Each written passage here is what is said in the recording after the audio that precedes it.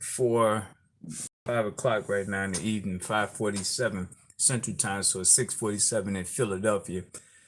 I'm doing this video because I want to speak directly to my people in Philadelphia. Just got to report 7 people shot on the Scepter on Cotton Ann and Rising Sun, busy area, and I'm just flabbergasted. I'm taken back by this. I cannot. We was just trying to deal with the 14-year-old that was just shot to death on the Scepter, and the fallout from that. And here today we got this, which not sure if it's connected or not. But let me say this to the black people of Philadelphia. You're gonna hear the dog and pony show. You're gonna hear the elected officials say this is unacceptable. We must stop it. You're going to hear the clergy say we got to talk to God, we got to invite God. You're going to hear the anti-violence workers saying we're going to go and engage the young people. We've been hearing this for 60 years. 60 years minimum. The same stuff, a freaking merry-go-round of the same stuff between the elected officials, the social people, as well as the spiritual people. The same thing. The reason why we're not going to be able to address this issue in the current way we're operating is because we're afraid to go after California, Northern California from the social media's aspect, and Southern California for the narrative, the movies, the videos, you name it. California is affecting the world, and we got to call those people to account. Because these same people, especially in Southern California, they wouldn't dare put these artists out here to spew this hopelessness and demonicness if they was talking about a certain religious group. If they was talking about a certain religious group, they would not even get on the airtime, i.e. Kanye West.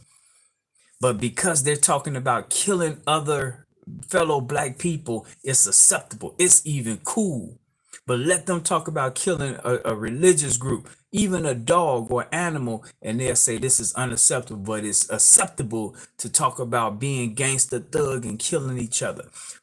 The Democratic Party, which is in control of all these cities, every one of these cities where we see our young black men out here hopeless, Democrats are in control. Republicans, I ain't letting you out the hood. Going around in the merry-go-round circle talking about blaming who it is. We got to look Hollywood, we got to look California in the face, and we got to hold them accountable for the racist policies that they have, where they won't play any artist that demeans a certain religious group, and they won't play them if they going against PETA and the animals, but we're okay with them normalizing Black death.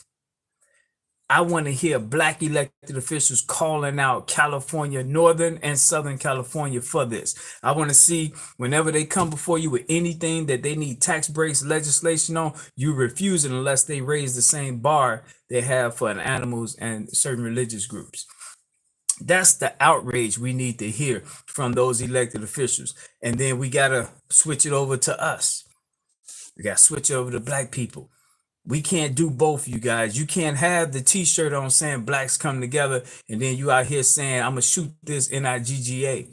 We can't have uncle, daddy, nephew gang banging out here promoting Black death, calling it keeping it real. No, everyone is laughing at black people. Everyone is laughing at us because we're talking one thing, but then our actions are something totally different.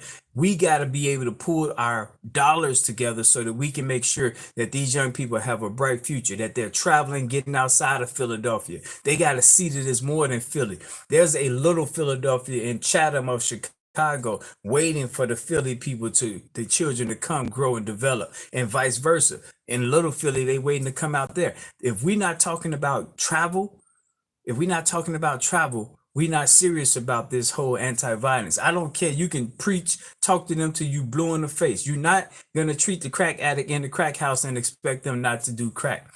They must travel. They must get away. Travel is therapeutic. Travel allows them to open up. And if you ain't talking about travel, you're not sincere. You might believe you're sincere, but you're not sincere because you're trying to treat the crack addict in the crack house, not a doable prospect. All right, so my number is 312, area code 405-8844. 312-405-8844. This is our year 30. It's a damn shame we almost 30 years. November 20th this year makes 30 years in this game, begging black people to pull together $1. And we're not going to stop. I can't tell you how many people died in these almost 30 years while we still talking about the dollar. And we're going to keep talking about it, at least till God call me home, because it is the ground zero minimum thing black people can do to uplift ourselves. And I get it. Everybody got their programs and all that. But what we're talking about is universal, block by block, pulling our dollars together to create opportunities for our people to travel, get away, and support each other wherever place you're traveling to. HSN, Habits Schedule Network. That's lifestyle. That's what's going to turn this around. HSN, Habits Schedule Network. 312-405-8844. Peace.